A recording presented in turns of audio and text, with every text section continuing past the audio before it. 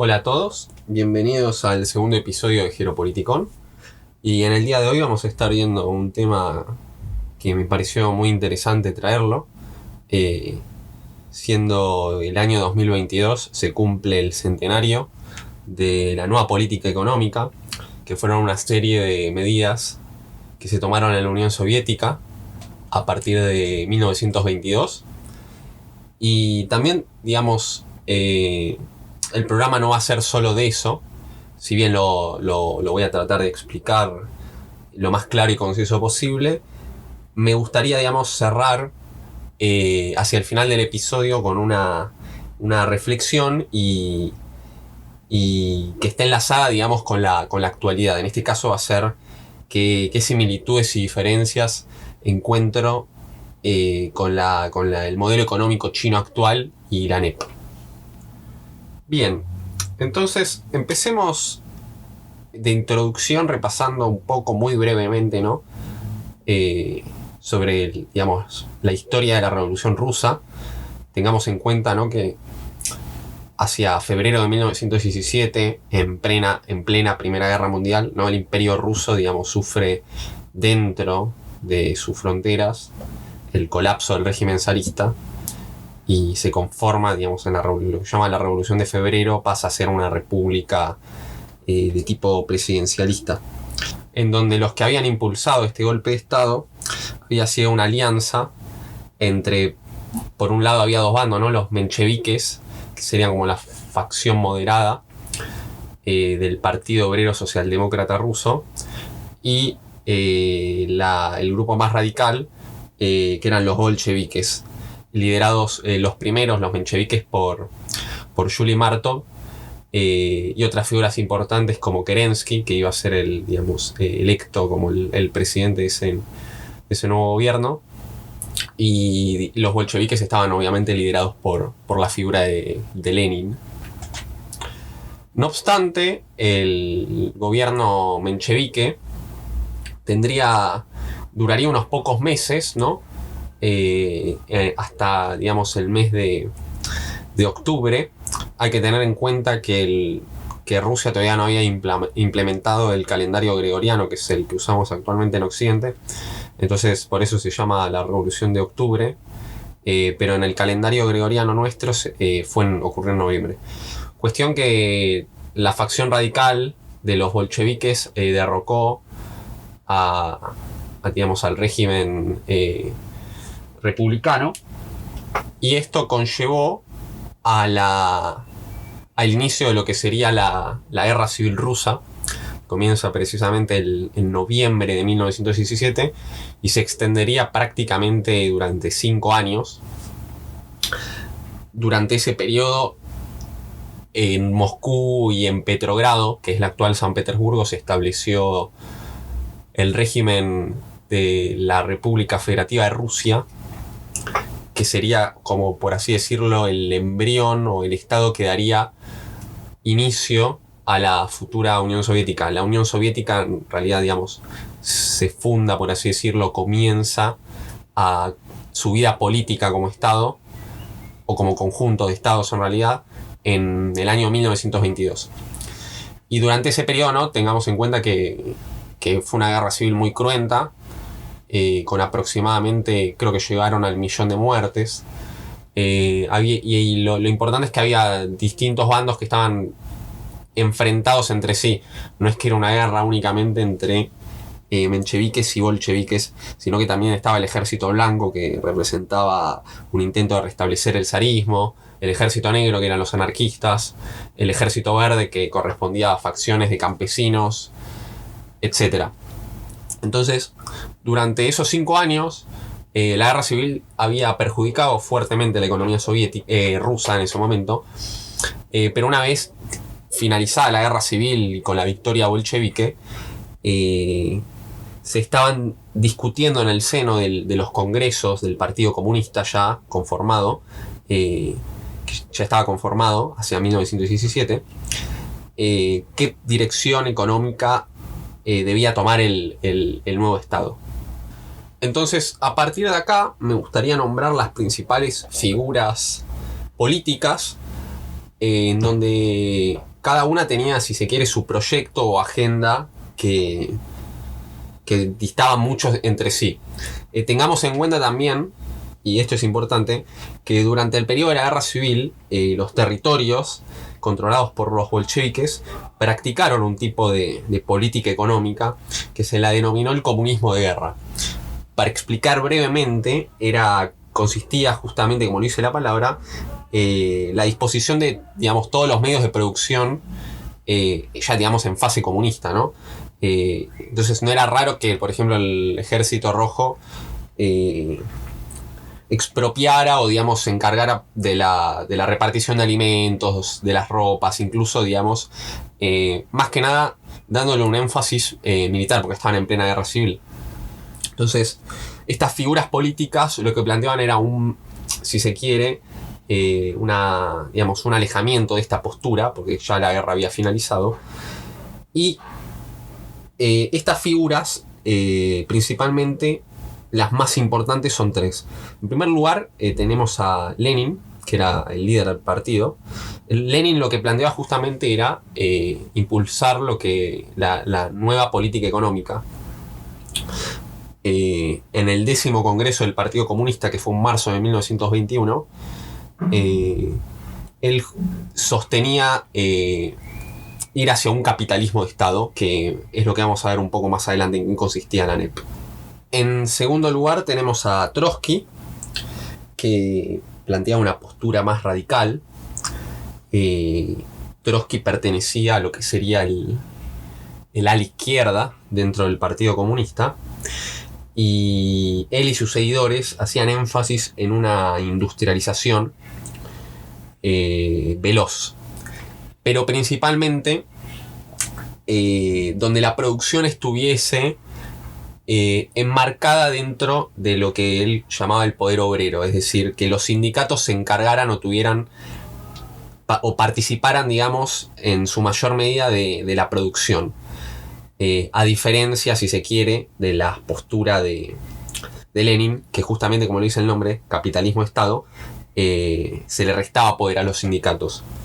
Y por último lugar tenemos a Stalin, que se asemeja un poco a la visión de Trotsky. Stalin también hacía un énfasis en una rápida industrialización, pero digamos, la industrialización debía ser llevada a cabo desde el Estado. Pero la participación de los sindicatos, digamos, se veía, si se quiere, no perjudicada, pero no participaban tanto como en la propuesta de los troquistas. Y como mención, digamos, hay unas figuras, si se quiere, que pululaban, que vendrían a ser Bujarin, Nikolai Bujarin, Lev Kamenev y Grigori Zinoviev, que si bien no coincidían pura o totalmente con Lenin, eran adictos a la postura o aceptaban en gran parte la aplicación de la nueva política económica. Entonces comencemos explicando qué es esto, en qué consiste la NEP. Bueno, antes habíamos nombrado que, en palabras de Lenin, es un capitalismo de Estado. Y uno se preguntaría, ¿pero por qué es un capitalismo si los socialistas o los comunistas son anticapitalistas? Bueno, esta es una idea, si se quiere, un poco errada de la visión marxista, porque los marxistas, o por lo menos lo que sería la corriente marxista-leninista, que fue desarrollada durante la década del 10 y durante la década del 20 en la Rusia soviética, planteaba que el capitalismo es una fase más de la historia, ¿no? Y que sería suplantada por el socialismo. Entonces, lo que entendía Lenin es que para alcanzar el objetivo socialista, principalmente esbozado por Marx, debía darse una serie de requisitos que la realidad rusa todavía no la había alcanzado completamente, que era básicamente el desarrollo total del capitalismo. Entonces, por eso se denominaba capitalismo de Estado. Era un capitalismo, es decir, ¿qué es un capitalismo? es una economía en donde la función central está dada por el capital, por la inversión, por el ahorro, pero no incentivada por manos privadas, es decir, no por los privados, por agentes privados, en este caso los empresarios, sino en el caso soviético iba a estar impulsada desde el Estado. Es así que para 1922 se establecieron una serie de procedimientos o permisos para que los rusos puedan abrir establecimientos comerciales. Además, se cancelaron monopolios estatales sobre diversos tipos de productos, principalmente bienes de consumo, ¿no? Como podrían ser los textiles o la industria alimenticia. Por ende, a partir de estas medidas de tipo legislativa, se establecería una economía mixta en la Unión Soviética y que tendría, si se quiere, 4 aristas. Vamos a ver una por una, muy simplificadamente, las cuales son, primero, la agricultura, segundo, la industria, tercero, el comercio y en cuarto lugar, las finanzas. Comencemos con la primera, que es la agricultura. Como primera medida, lo que ocurrió fue una reforma agraria en donde, digamos, no se expropió a toda la población, sino principalmente a los grandes terratenientes. La obtención de esas tierras se repartió a los campesinos. Entonces se conformaron grupos, es decir, las granjas no fueron estatizadas, sino que fueron dadas a pequeños y medianos productores. Principalmente el que impulsó esta medida fue Bujarin. No por algo lo llamaban el héroe de los campesinos, los propios labradores, debido a que él sostenía que las granjas de pequeña y mediana extensión eran muchísimo más productivas que expropiar todas las granjas y, digamos, hacerlas colectivas a un tamaño colosal.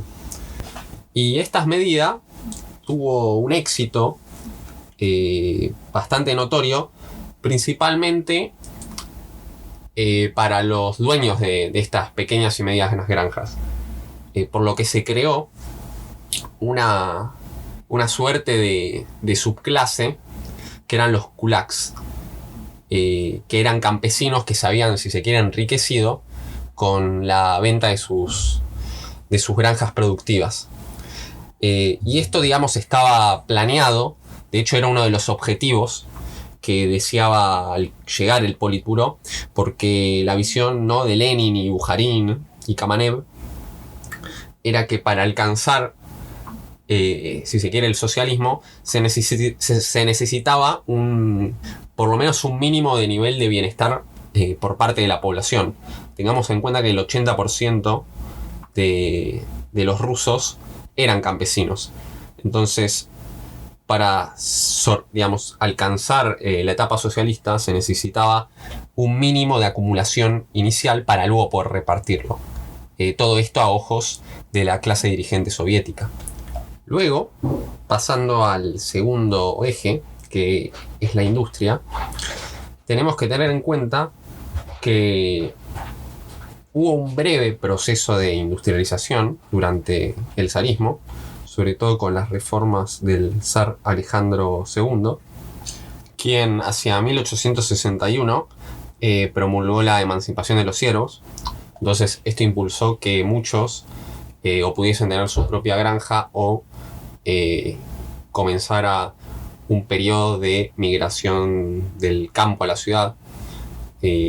Aparecieron ciertas inversiones extranjeras o incluso inversiones nacionales y se abrieron, digamos, los primeros centros fabriles propios de la segunda revolución industrial, ¿no? Grandes centros fabriles. Sin embargo, con la entrada de Rusia en la Primera Guerra Mundial y la revolución y la guerra civil, gran parte de la estructura económica había caído. Más que nada los campos, pero eso no quiere decir que la industria no haya sufrido. Por ende, en un ambicioso plan de reactivación industrial, apuntado principalmente por el Gosplan, que era una oficina de planificación económica, que a través del excedente de los campesinos fuese exportado y que eso permitiría traer divisas para luego reinvertirlas e impulsar la economía nacional, principalmente el sector industrial.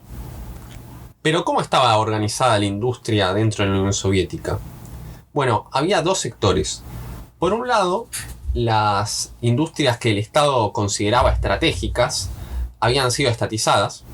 Por ejemplo, la producción del carbón o el acero, las cuales estaban obviamente relacionadas con la cuestión militar, ¿no? La industria de defensa, estaban en manos del Estado. Pero las pequeñas y medianas industrias, generalmente ligadas al sector de consumo, podían estar en manos privadas.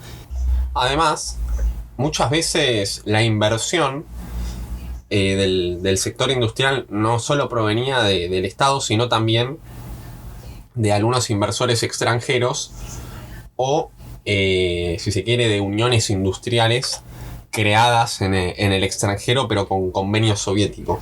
Entonces, con esto podríamos pasar ya al tercer eje de la ANEP, que es el comercio. Como punto central, también hay que tener en cuenta que en esta área estaba dividida, por un lado, en lo que sería el comercio privado y por el otro el comercio estatal. Entonces, esto nos da la pauta de que el sistema comercial dentro de la Unión Soviética también era mixto. ¿Qué quiere decir esto que había como un comercio estatal y otro privado? Para explicar eso, deberíamos remontarnos a 1921, es decir, antes del establecimiento de la ANEP, debido a que durante la Guerra Civil hubo una hambruna que duró aproximadamente un año, que había afectado no solo la producción agrícola, sino también, las demás cadenas productivas. Entonces, había faltante de no solo alimentos, sino también de otro tipo de bienes, como podrían ser bienes básicos. Por ende, para paliar la situación de escasez, el Gosplan y el Politburo impulsaron lo que sería la libertad de bienes, pero principalmente los bienes básicos. Entonces, obviamente esto estaba acoplado a la idea de generar cierto tipo de capital y de ahorro por parte del pequeño y mediano empresariado, ¿no? Estas subclases, como serían los kulaks en el campo, y de una pequeña o incipiente burguesía en las ciudades. Y para ir cerrando, la última arista que nos queda ver sobre la ANEP es la cuestión de las finanzas. Para ello tendremos que tener en cuenta que tras la Guerra Civil hubo un aumento desorbitado de los precios. Es decir, Rusia y la población estaban transitando una inflación. Incluso podríamos llamar ya a una hiperinflación. Para ello se utilizaron distintas herramientas de tipo indirecta. Eso sí, hay que tener en cuenta que el sector financiero en Rusia estaba completamente estatizado. Es decir, todos los bancos eran estatales y respondían a su vez al Banco Central. Y entonces, ¿qué tipo de medidas indirectas aplicaba los bancos para evitar el aumento de precios?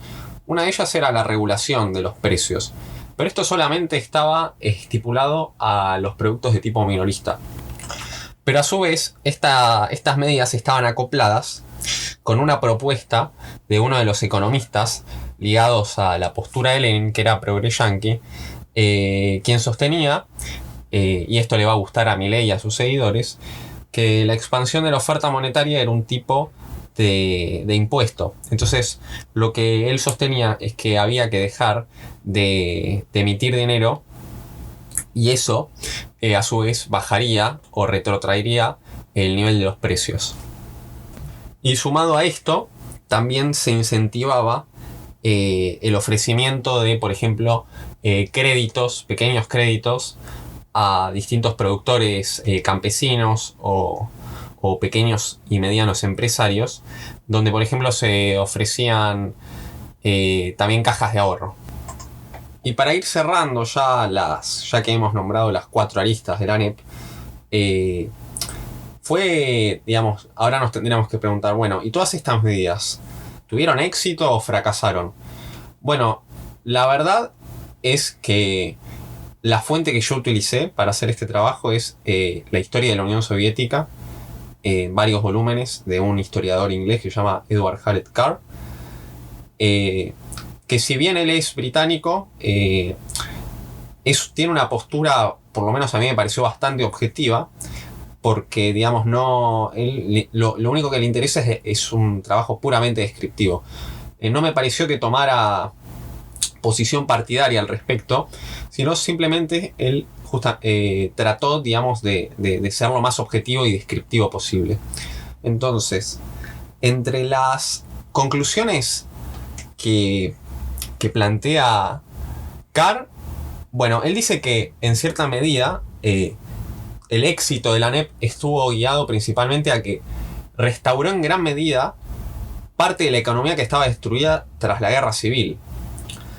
Pero a su vez, este modelo económico que para la época era extremadamente centralizado en algunos aspectos, ¿no? Como nombramos la cuestión de los bancos, que habían sido totalmente estatizados, eso para Carr no generó un éxito, principalmente porque se había perdido gran cantidad de personal que estaba calificado, por ejemplo, gerentes, trabajadores de producción, economistas.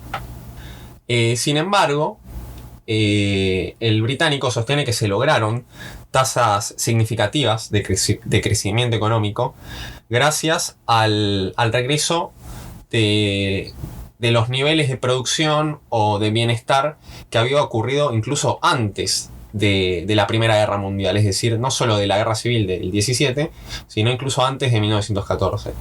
No obstante, y otra de las debilidades que señala Carr es que tal vez esto esté relacionado con su visión liberal británica de la economía.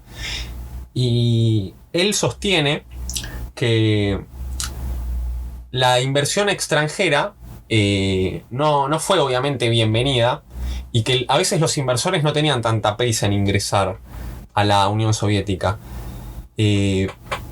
Principalmente debido a la continua inestabilidad y la amenaza de que del miedo al inversor de que su capital fuese nacionalizado.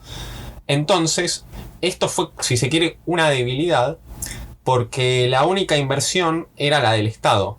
Entonces, el crecimiento económico dentro de la Unión Soviética iba a un ritmo sumamente lento.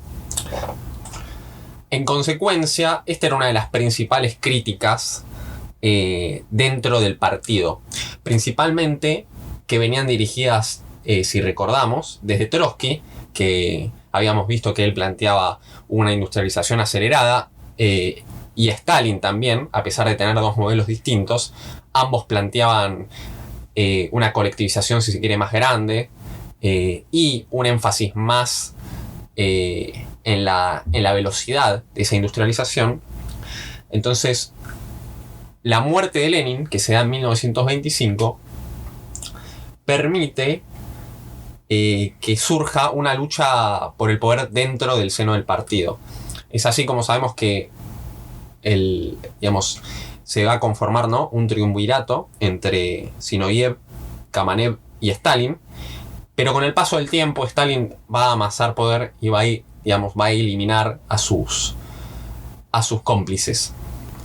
No obstante, la ANEP duraría hasta 1928, es decir, incluso 3 años después de la muerte de Lenin, y para aquel año la Unión Soviética tomaría un rumbo completamente distinto, que sería la aplicación de los planes quinquenales, es decir, planes de centralización masiva de la economía a gran escala, y sobre todo orientado a la industrialización del país. Obviamente todo esto impulsado por Stalin. Y eso sería la vida y muerte de la nueva política económica. Entonces, para cerrar, me gustaría tratar de reflexionar si existe un paralelismo entre la NEP de la Unión Soviética y el modelo chino implantado desde 1989 por Deng Xiaoping. Tengamos en cuenta que los chinos llaman a sí mismos su modelo como socialismo con características chinas. Esta definición puede remontarse a la época incluso de Mao, que él planteaba una visión muy particular del marxismo-leninismo, debido a que las condiciones materiales, ¿no?, en términos marxistas, de la China eran completamente distintas a las experiencias, a la experiencia soviética, debido a que el 90% de su población era agraria, es decir, incluso más atrasada que lo que había sufrido la Revolución Rusa de 1917. Pero es con el ascenso de Deng Xiaoping en 1989 que China comienza a virar el modelo, si se quiere, de socialismo agrario planteado por Mao desde que había asumido en 1949, es decir, habían pasado ya 50 años, hacia un modelo de lo que sería como la economía socialista de mercado, que básicamente es capitalismo de Estado. Y este sería uno de los principales puntos en donde yo encuentro relación con el modelo chino actual y con el modelo de la NEP. Otro de los puntos que también veo relación es la similitud que hay entre ambos en la cuestión, si se quiere, gradual. Para los chinos, el término que ellos utilizan no es gradualismo, es decir, esta idea de industrializarse, si se quiere, paso a paso. Lenin, de hecho, tiene una obra que califica a la NEP como un paso atrás, dos hacia adelante. Pero para los chinos, el término correcto sería el de armonía. Es decir, crear un plan que da pequeños o avanza de manera muy lenta pero constante. Y como tercer y último punto,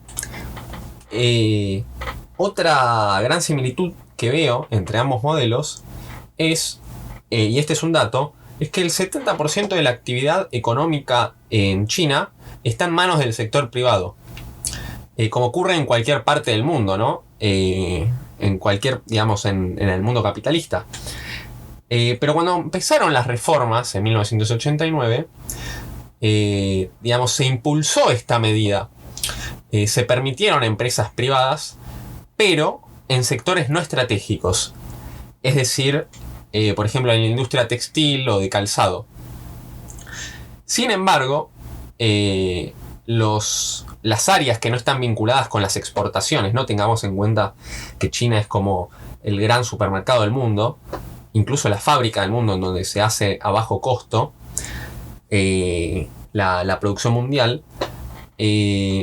China tiene aproximadamente entre 15.000 y 20.000 empresas públicas, pero que corresponden a los sectores que ellos llaman sensibles, como podrían ser las infraestructuras, la defensa o áreas que ellos califican como estratégicas, principalmente los bancos.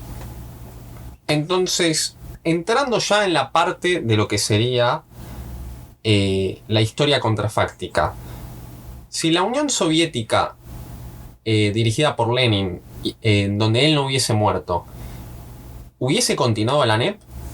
Bueno, yo creo que sí, debido a que encontré una cita de Lenin en uno de sus discursos, dada el 28 de mayo de 1922, en donde dice: la NEP es seria y a largo plazo. Pero hay diferencias, o por lo menos yo encuentro diferencias entre el modelo de la NEP ruso y el chino, principalmente la cuestión poblacional. China tiene mucha mano de obra barata y esto les permitió ser la fábrica mundial de productos a bajo coste.